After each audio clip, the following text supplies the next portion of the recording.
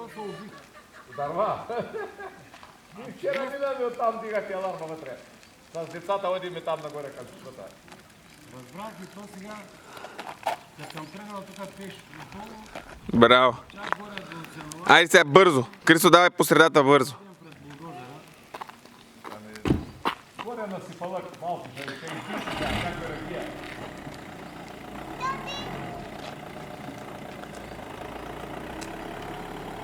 Няма дядо, стой там, стой. Той ще обиколи той. Стой. Тати, сега може ли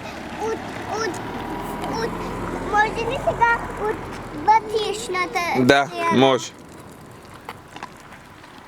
а не от външната? Клечка, бляко.